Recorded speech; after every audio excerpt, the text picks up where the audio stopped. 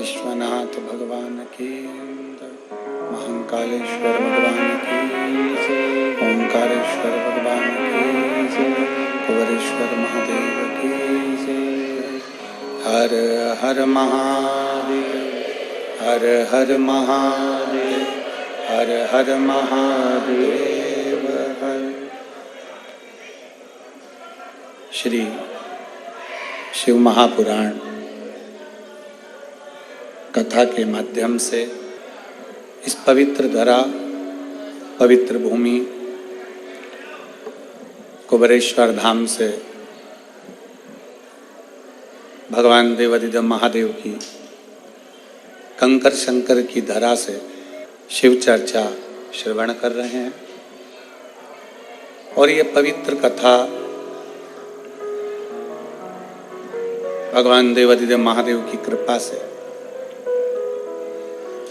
दामोदर मास, कार्तिक मास के पवित्र अवसर पर धनतेरस, रूप चौदस, दीपावली, पड़वा और दूज, कैसे ये दीपावली महापर्व मनाया जाए, कैसे ये दीपावली महापर्व का आनंद हमारे जीवन में सुख प्रदान करे। 5 दिन जो कृष्ण पक्ष के कार्तिक महीने के रहते हैं, ऐसे ही 5 दिन शुक्ल पक्ष के भी रहते हैं। भगवान की कथा का लाभ लेने के लिए आप और हम किस तरह से भगवान की अविरल भक्ति को प्राप्त कर सकते हो। और तेरी कृपा बिना नहीं ले एक भी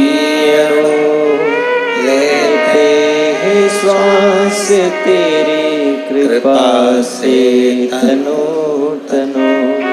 बखान क्या करूं मैं लाखों के ढेर का, चपटी भगवत में खजाना कुबेर का।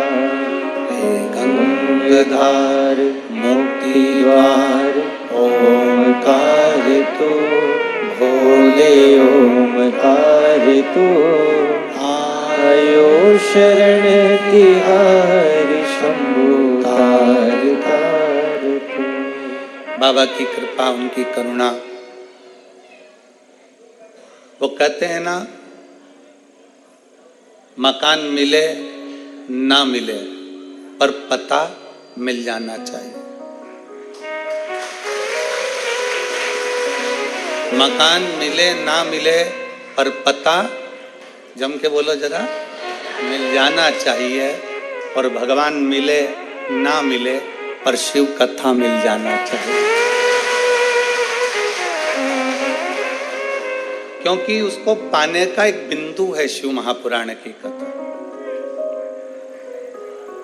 शिव महापुराण की कथा के माध्यम से हम किस तरह से दीपावली मना सकें, किस तरह से हम पर्व मना सकें, किस तरह से हम भगवान को रिझा सकें, किस तरह से हम लक्ष्मी को अपने दरवाजे तक, अपने द्वार तक, अपने घर तक बुला सकें।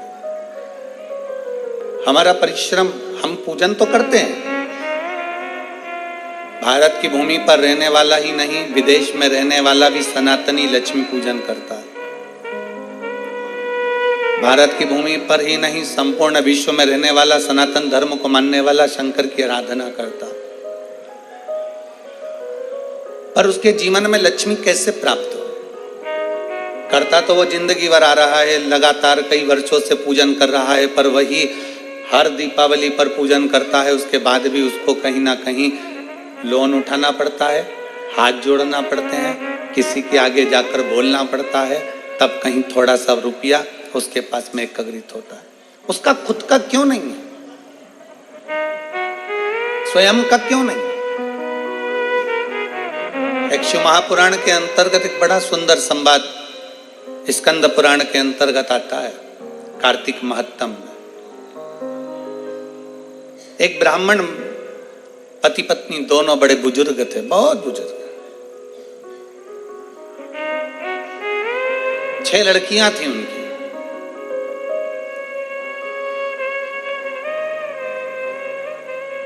चार लड़कियों की शादी हो गई, 2 कुंवारी रही। अब 2 लड़कियां कुंवारी हैं, 4 का विवाह हो गया, अपने अपने घर पहुंच गई। पर जिनके घर में उनका विवाह हुआ वहां पर भी वो दुखी थी और मायके में भी वो दुखी थी। होता है किसी किसी के ललाट पर जो लिखा होता है उसको कौन टाल सकता है। माता पिता अपनी बेटी का विवाह क्यों करते हैं? क्योंकि अगर उसको यहाँ दुख है तो वहां जाकर सुख भोग ले। अगर यहाँ तकलीफ की जिंदगी उसने जी है तो वहां जाकर उसको अच्छी जिंदगी मिल जाए। माता पिता तो ये विचार करते हैं। भारत की भूमि पर ही नहीं, पूरे देश में रहने वाले, विदेश में रहने वाले जितने भी अपनी बेटी का विवाह करते हैं तो यही विचार से करते हैं कि हमारी बेटी सुखी रहे। और अपन लोग भी कहते हैं खुशी खुशी कर दो विदा, तुम्हारी बेटी राज करे। हर एक व्यक्ति यह विचार करता है कि बेटी जहां ब्याहे वहां सुख पाए। पर कई बार ऐसी स्थिति बन जाती है कि लड़की मायके में भी माता पिता को देखकर दुखी रहती है कि पापा मम्मी का क्या होगा, इनके पास में कुछ भी नहीं, उनके पास में क्या होगा, कौन संभालेगा इनको, कौन देखेगा इनको, कुछ भी नहीं है। भाई हो तो वो देख ले, बहनें सब अपने घर चली जाएगी, कौन देखेगा। मायके में अगर बहुत धन होना तो पापा से कह सकती है पापा मेरे घर में ये तकलीफ है। मायके में बहुत वैभव होना तो अपनी मम्मी से कह सकती है मम्मी मेरे घर में ये तकलीफ है। पर मायका भी देखा हुआ है उसका और ससुराल भी देखा हुआ है। मायके में भी तकलीफ है और ससुराल में भी। तो अब किससे कहने जाएगी, किसको कहेगी वो, किससे प्रार्थना करेगी वो? तो शिव महापुराण की कथा कहती है, स्कंद पुराण कहता है कि ब्राह्मण ब्राह्मणी बुजुर्ग हैं, उनकी 6 लड़कियां हैं, 4 लड़कियों का विवाह हो गया पर वो चारों भी सुखी नहीं है। अब किसके पास जाए? माता पिता तो शंकर के मंदिर के बाहर बैठकर थोड़ी सी भिक्षा मांग लेते हैं, भिक्षा में आटा चावल मिल जाता है, थोड़ी सेवा कर लेते हैं भगवान की, और उस आटा चावल को जो मिलता है तो ब्राह्मण भी इतने विचित्र हैं वो पति पत्नी कि जो भिक्षा में मिलता है शंकर जी के मंदिर में शाम को पहुंचते हैं प्रदोष काल में, और प्रदोष काल में शिव जी के मंदिर में पहुंचकर उस भिक्षा के हिस्से कर देते हैं। और हिस्से भी करते हैं तो 5 हिस्से। अब प्रदोष काल में मंदिर में गए और मंदिर में जाकर जो भिक्षा मिली, आटा मिला, चावल मिला, शक्कर मिली, गुड़ मिला, जो भी सामग्री मिली, जो भी पदार्थ मिला, उसके 5 हिस्से कर दिए। 5 हिस्से क्यों? एक शंकर भगवान को दे देते हैं, दूसरा वो पीपल के वृक्ष के नीचे जाते थे तो एक हिस्सा पीपल का निकाल देते हैं, दूसरा वो आंवले के वृक्ष के नीचे जाते हैं तो एक हिस्सा आंवले का निकाल देते हैं, और तीसरा चौथा हिस्सा वो ले जाकर बेलपत्री के वृक्ष का निकाल देते हैं, और 5वां हिस्सा स्वयं का रख लेते हैं। 3 वृक्ष का हिस्सा हो गया, एक शंकर जी का हिस्सा हो गया, और 5वां हिस्सा स्वयं का हिस्सा। अब थोड़ा सा तो भिक्षा मिला, थोड़ी सी भिक्षा मिलने पर भी, अब इतनी सी भिक्षा प्राप्त होने के बाद, इतनी सी भिक्षा मिलने के बाद अगर वो थोड़ा सा एकत्रित कर कर ले भी गया और घर में 6 बेटियां, पति पत्नी, 8 लोगों का परिवार, उसमें से 4 का विवाह भी हो गया तो 2 बेटी और 2 माता पिता कैसे गुजारा हो, कैसे गुजारा? विचार किया। आपका काम है शंकर के मंदिर तक जाना, आपका काम है शिवालय तक जाना, आपका काम में अपना जो है उसमें से कुछ अंश शिव को दे देना, ये आपका कार्य है। अब शिव का क्या कार्य है वो शंकर जाने। तेरे मंदिर में आना मेरा काम है और मेरी बिगड़ी बनाना तेरा काम। तेरी चौखट तक मैं आ ही गया, मुझे दर्श दिखाना तेरा काम। अब उसके ऊपर निर्भर है के मंदिर में 5 हिस्से कर दिए, 5 हिस्से कर एक हिस्सा शिव का छोड़ा, पीपल के वृक्ष के नीचे गए, दूसरा हिस्सा पीपल के वृक्ष के नीचे दिया, तीसरा आंवले के वृक्ष का नीचे दिया, चौथा बेलपत्री के वृक्ष के नीचे दिया, और 5वां जो हिस्सा थोड़ा सा आटा चावल जो भी मिला होगा उसको अपनी 2 बेटियां और स्वयं बड़े प्रेम से पा लेते। कभी कभी नहीं भी मिलता तो भूखे सो जाते। किससे कहें? वो 4 बेटियों का विवाह करा वो भी दुखी, किससे जाकर कहे, किससे विनय करे? शिव महापुराण की कथा कहती है, जब एक लड़की का विवाह हो जाता है और वो अपने ससुराल पहुंच जाती है, और ससुराल में पहुंचने के बाद जब वो देवाधिदेव महादेव को एक लोटा जल चढ़ाती है, तो वो लड़की का चढ़ाया गया, बहू का चढ़ाया गया, बेटी का चढ़ाया गया जल, एक लोटा जल वो साधारण नहीं होता। पुरुष जब शिव पर जल चढ़ाता है तो उसका खुद का कुल तरता है, पर घर की बहू, घर की स्त्री, घर की माँ, घर की बेटी जब शंकर भगवान को जल चढ़ाती है तो उसमें से आधे जल का हिस्सा उसके मायके वालों को मिल जाता है और आधे हिस्सा उसके ससुराल वालों को मिल जाता है। 71 पीढ़ी वो मायके की भी तार रही है और 71 पीढ़ी वो अपने ससुराल की भी तार रही है। दामोदर मास की कथा, कार्तिक मास की कथा कहती है, बेटियां दुखी होकर, उनको नहीं मालूम था कार्तिक का महीना था, दामोदर मास था, बेटियां आज अपने पिता के घर आ गईं। पिता के घर आती और पिता के घर में बेटियों ने, 4 बेटियां आकर निवास करने लगी। पिता की आंख में जले, मैं क्या दूं इनको?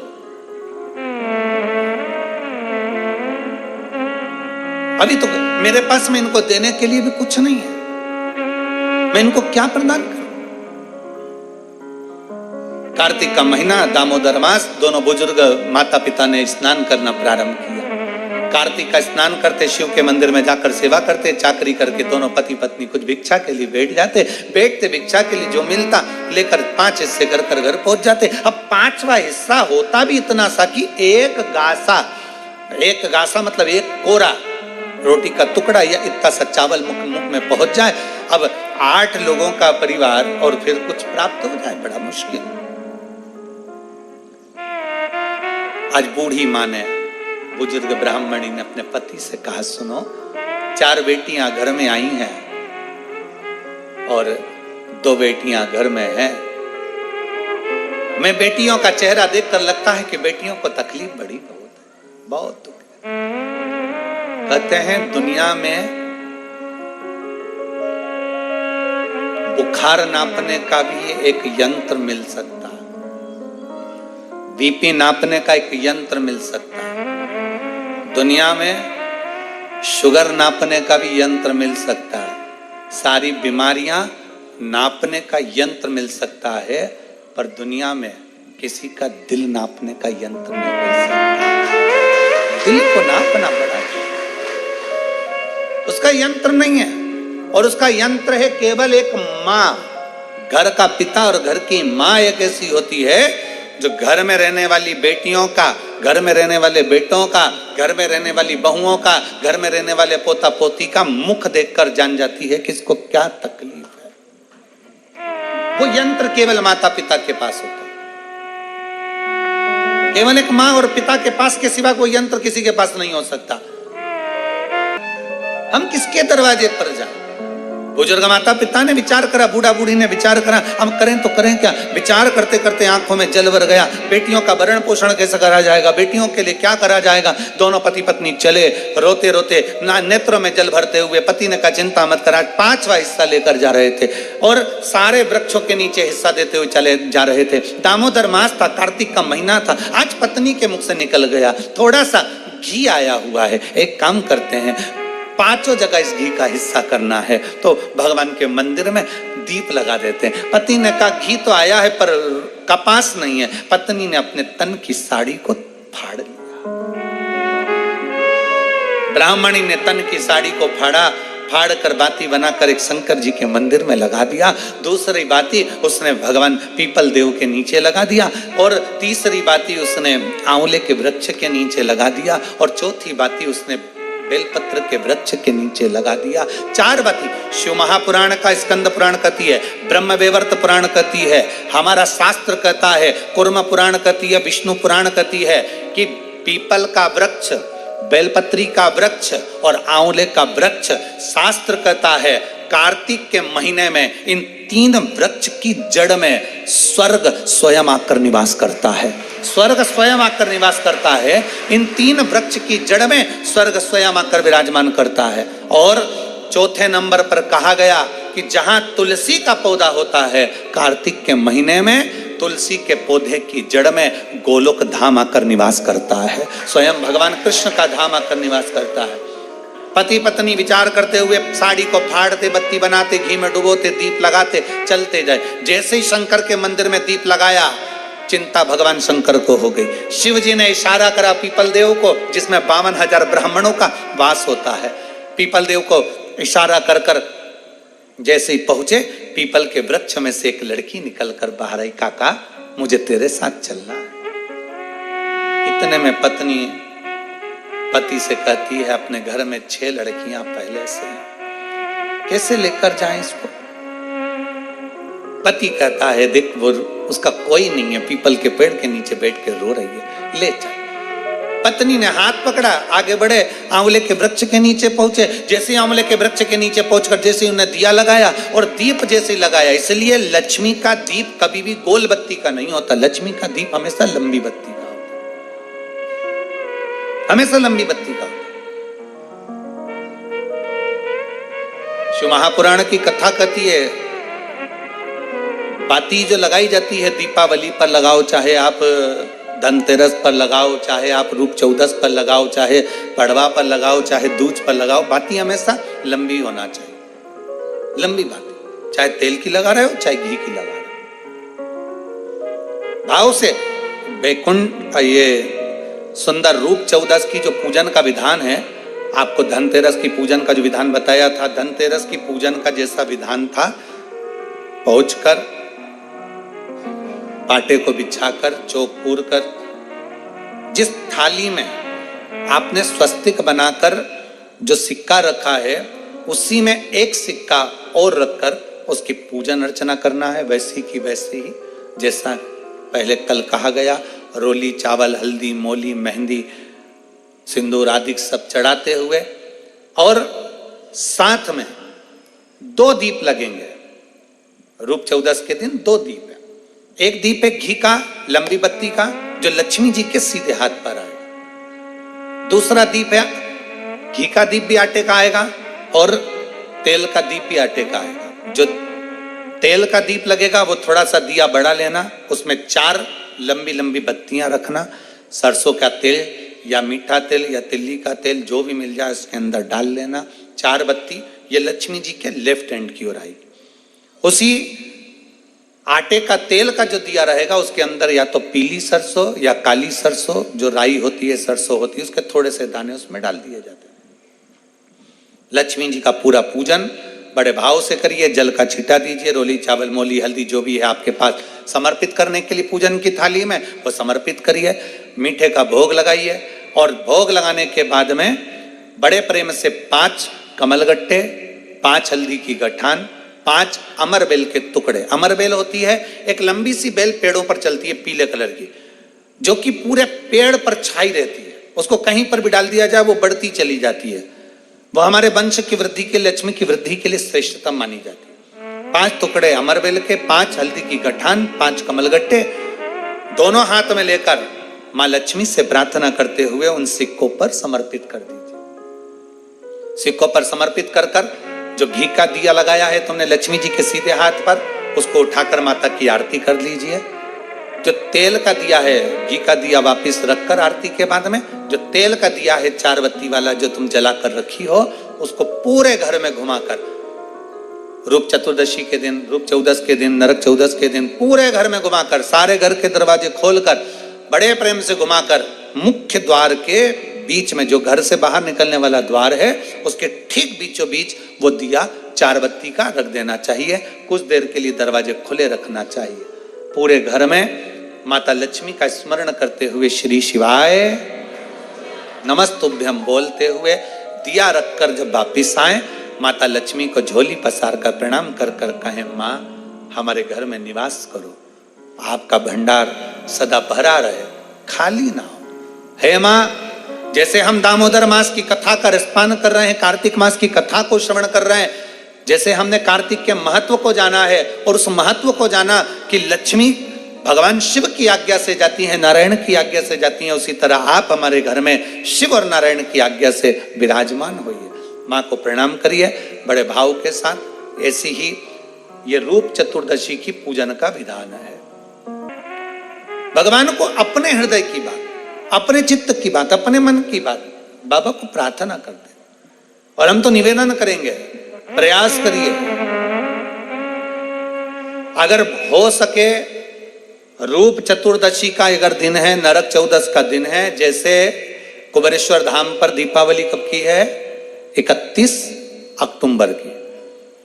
तो 29 तारीख को धनतेरस है, 30 तारीख को रूप चतुर्दशी है, नरक चौदस है। तो हम तो प्रार्थना करें, निवेदन करें आपसे, अगर हो सके, शरीर में अगर बहुत रोग है और बहुत तकलीफ की जिंदगी चल रही है, मतलब हर 2 महीने में 3 महीने में कोई ना कोई दुख तुम्हारे सामने आकर खड़ा हो जाता है, कोई तकलीफ आकर खड़ी हो जाती है, चाहे बच्चों को हो रही हो, चाहे बेटियों को हो रही हो, चाहे परिवार में हो रही हो, तो हम तो निवेदन करेंगे रूप चतुर्दशी के दिन 1 लोटा जल, उसमें बड़े प्रेम से कोई थोड़ा सा इत्र का अगर भाग मिल जाए, और इत्र ना मिले तो पीला चंदन या लाल चंदन डालकर, अगर कहीं आंवले का वृक्ष हो, पीपल का वृक्ष हो और बेलपत्र का वृक्ष हो, 3 जगह पर थोड़ा सा वो लोटा जो घर से लेकर जाओगे, पात्र लेकर जाओगे, रूप चतुर्दशी के दिन तीनों वृक्ष के नीचे एक ही कलश से थोड़ा थोड़ा जल 3 स्थान पर चढ़ाइए और बाबा से अपने मन की बात कहकर आइए। आप खुद देखोगे कि 3 महीने में मेरा कुबेर भंडारी आपके दुखों को हरेगा। परंतु ये उपाय केवल एक रूप चतुर्दशी के दिन ही होगा, केवल रूप चतुर्दशी के दिन। कई लोग इसको दीपावली के दिन भी करते हैं, कई लोग इसको धनतेरस के दिन भी करते हैं, पर यह उपाय रूप चतुर्दशी के दिन करेंगे तो उसका फल चौगुना मिलेगा, चौगुना। और मान लो इस चतुर्दशी पर अगर आप नहीं कर पा रहे हो तो अगली इसी कार्तिक के महीने की जो देव दीपावली आती है पूर्णिमा के लगभग में, उस समय पर जो चतुर्दशी आए तो उस समय पर भी यह प्रयोग कर सकते, पर होगा कार्तिक महीने के। अब तीनों आंवले के वृक्ष के नीचे गए, वहां पर भी गए, दिया लगाया, दिया लगाते से ये कन्या वहां पर प्रकट हो गई। काका हमें आपके साथ चलना है। अब इतने में तो बुजुर्ग बूढ़ी माँ ब्राह्मण की पत्नी बोली, अब कहाँ लेकर जाओगे, कौन है, रो रही है, बिलक रही है, हमें तो आपके साथ चलना है, हमें लेकर चलिए। ब्राह्मण ने कहा अब ये रो रही है, कोई भी इसका नजर नहीं आ रहा है, इसको भी ले लो, लेकर चल दिया। ब्राह्मणी चिढ़कर बोली, घर में पहले से 6 बेटियां बैठी हैं, 2 और हो गई, कितनी हो गई, 8, और पति पत्नी 10। पति ने हाथ पकड़ाया पत्नी को, फिर आगे बढ़ गए, बढ़ते बढ़ते सीधे बेलपत्र के वृक्ष के नीचे पहुंच गए। अब तो बेलपत्र के वृक्ष के नीचे दिया लगाने ही वाले थे, इतनी देर में ब्राह्मण ने अपनी ब्राह्मणी से कहा बिल्कुल मत लगा, बिल्कुल मत लगा। हो सकता है तू दिया लगाए और दीप लगाए और लड़की आ जाए, तो तू दीप मत लगा, दीप लगाए मत। बस ब्राह्मण और ब्राह्मणी दोनों बैठकर वहां पर दिए को ऐसे ही छोड़कर आगे बढ़ने लगे। इतने में ब्राह्मण की 6 लड़कियां घूमती घूमती अपने पिता और माता को ढूंढती ढूंढती आ गई। बेलपत्री के वृक्ष के नीचे पहुंची, देखा दीप रखा हुआ है पर कोई जलाकर नहीं गया है, क्यों ना अपन इसको जला देते हैं, अपन इसको जला देते हैं। 6 बेटियों ने मिलकर उस दीप को प्रज्वलित कर दिया। जैसे ही दीप प्रज्वलित करा, एक लड़की वहां प्रकट हो गई और प्रकट होते से ही कहा, जीजी ओ जीजी मेरे को तुम्हारे साथ चलना है, मेरा कोई नहीं है, मुझे लेकर चलो। अब तो 6 लड़कियों ने विचार करा, पिताजी इतना सा तो भात लेकर आते, उसमें एक एक गासा सबको मिल जाता, पिताजी थोड़ा सा भाग लेकर आते हैं, सबको इतना इतना सा मिल जाता है, और मालूम पड़े ये एक और बढ़ जाएगी तो 6 और 1 हम 7 हो जाएंगे। इन लड़कियों ने एक कहा कि देख भाई हमारे पास में तो वैसे ही खाने का कुछ भी नहीं है। इतने में वो कन्या जो बेलपत्री के वृक्ष के नीचे से प्रकट हुई, उसने कहा जी मुझे कुछ खाने को मत देना, मैं तुम्हारे सारे कपड़े भी धो दूंगी, बर्तन भी मांज दूंगी, तुम्हारा भोजन भी बना दूंगी, तुम जैसा बोलोगे मैं वैसा कर दूंगी। उसमें एक बहन बड़ी चतुर थी, एक बहन बड़ी चतुर थी। उसने विचार करा चलो अच्छा है, घर का काम करेगी, अभी अपन सब मायके से भी आए हैं, फैलारा ज्यादा है, काम बहुत सारा है, करेगा कौन, माँ दुखी है, पिता दुखी है, तो यही करेगी। हाथ पकड़ा ले गए। अब तो चलती चलती वो लड़की बोली मेरे तो पांव दुख रहा है, मुझसे चलता नहीं बने। तो उसमें से एक चिल्ला के बोली कि तुझसे चलता नहीं बने तो तू आई क्यों, जा वापिस जा। नहीं मेरे को तुम कंधे पर बिठा लो, मैं आराम से चली जाऊंगी। अब इनको क्या मालूम था, बताओ, हम तो अच्छे के लिए लेकर गए तो ऊपर से कंधे पे चढ़ गई। अब उसको कंधे पर बिठा लिया, उसने लहंगा इधर पीछे कर कर दोनों पांव लटका कर कंधे पे बैठ गई और चोटी पकड़ ली जीजी की।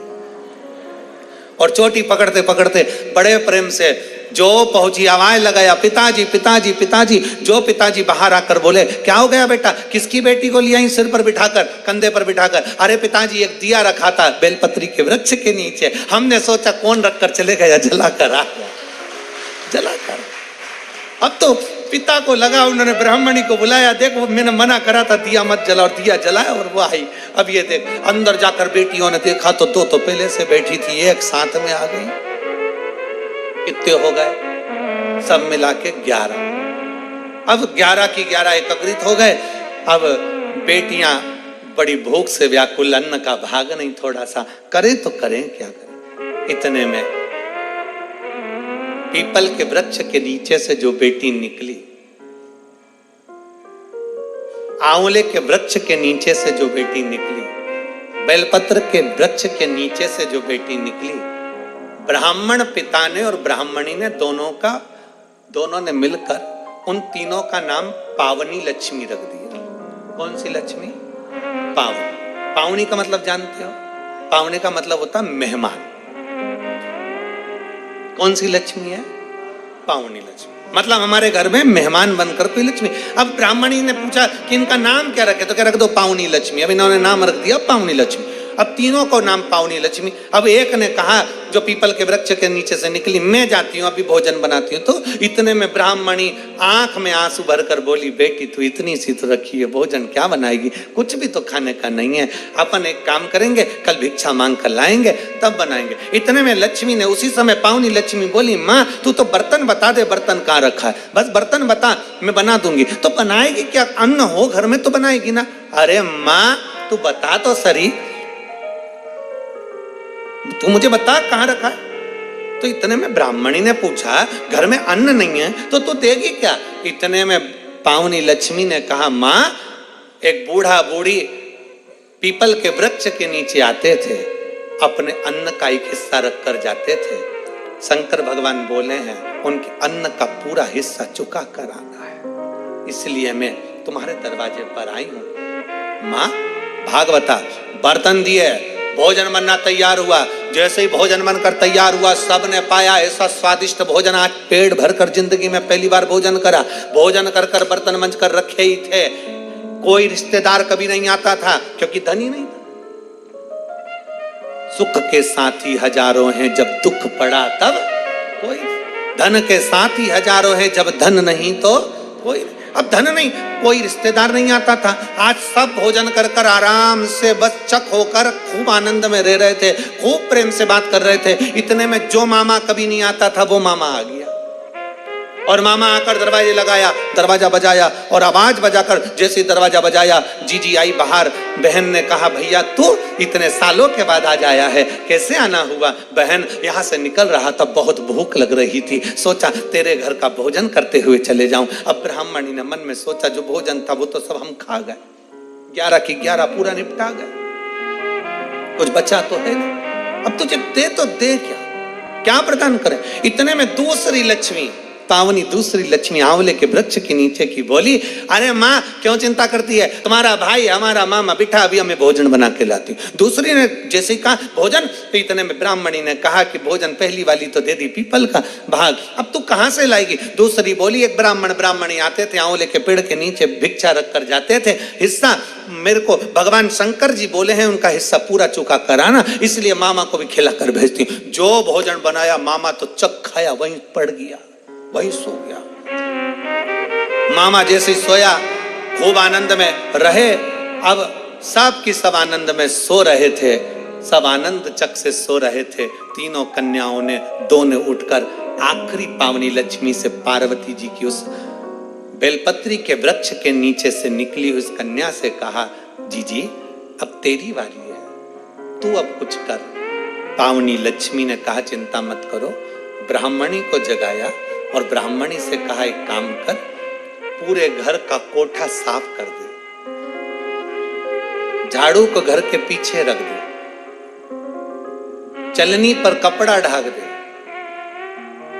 सूपड़े को छुपा कर रख दे, और मैं इस कोठे में सोऊंगी, तू बाहर सो जा। बेटा, ब्राह्मणी बोली कोठे में तो तुझे डर लगेगा। ना ना मां, तू बाहर सो, मैं कोठे में सोऊंगी। बेलपत्र के वृक्ष से निकली हुई वो कन्या कोठे में सोई। कन्या ने जो दृष्टि करी, चारों तरफ पूरा धन से कोठे को भर दिया, भर कर बाहर निकल गई।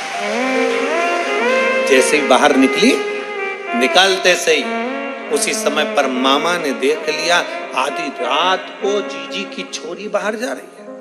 अब उसको क्या मालूम था, मामा कभी जिंदगी में आया हो तो मालूम हो कि जीजी की छोरी 6 थी, ये तो दिखने में कितनी हो गई, पूरी की पूरी ना। उसको क्या मालूम जीजी की छोरी बाहर जा रही है। इतने में मामा उड़ गए। मामा ने उठकर हाथ पकड़ लिया, हाथ पकड़कर कहा, बेटी कहाँ जा रही है? तो इतने में कहा, बस मेरा काम था पूरा कर दिया, मैं जा रही हूँ। मामा जी बोले, कभी मामा के घर नहीं आएगी? तो इतने में बोली, अब भी चल चल, अभी चलूं मैं। हाथ पकड़कर मामा बेटी को घर लेकर गए। मामा की दशा भी ठीक नहीं थी। कहा, मामा चलनी को ढाक दे, झाड़ू पीछे रख दे, कोठे को लेपन कर दे, मैं यहाँ सोऊंगी। मामा कहे, बेटा अकेली कहाँ सो पाएगी? कहा, मामा तू जा। मामा को बाहर भेजा, कोठे को धन से भर दिया।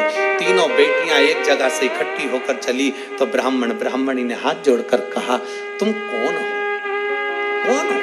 कहा, बाबा दामोदर मास में कार्तिक के महीने में तुमने शिव की अर्चना करी, शंकर के मंदिर का झाड़ू बुआरी कर दीप का दान किया, पीपल के वृक्ष का दीप दान करा, आंवले के वृक्ष का दीप दान करा, बेलपत्री के वृक्ष का दीप दान करा, तो शंकर भगवान की करुणा से हम तीनों ने आपका भंडार भरा। भगवान ब्राह्मणी बड़े आनंद में झूमने लगे। ये शिव तत्व, ये शंकर की अविरल कथा। कार्तिक महीने में दीपदान का बड़ा महत्व है। इसलिए दीपावली की रात्रि को यहाँ कुबेर भंडारी के दरवाजे पर लोग आते हैं, 11 दीप घी के जला कर जाते हैं। दूसरे दिन बाबा का खजाना लेकर जाते हैं। तो ये तो दिल से लोग बाबा के दरवाजे पर आते हैं। और आपको तो बड़े प्रसन्नता, 31 तारीख को दीपावली महापर्व मनाकर लोग 1 नवंबर को बाबा के दरवाजे पर आकर खजाना लेकर बाबा का भजन कर जाते। कभी मौका लगे तो दीपावली की रात्रि को आकर एक बार दर्शन करना बाबा के धाम का। ऐसा लगता है पूरा बैकुंठ और कैलाश मेरे बाबा का इस कुबेरेश्वर धाम में आकर बस जाता है। पूरा बैकुंठ कैलाश सारे तीर्थ होकर आइए और एक बार कुबेरेश्वर धाम होकर जाइए।